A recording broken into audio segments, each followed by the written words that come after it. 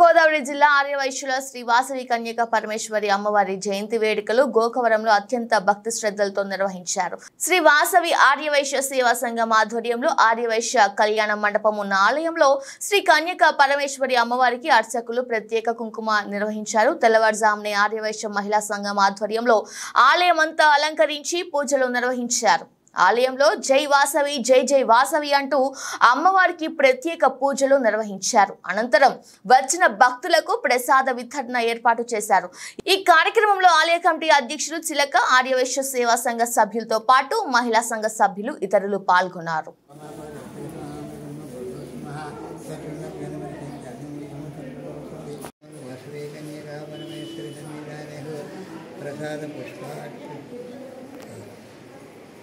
Thank you.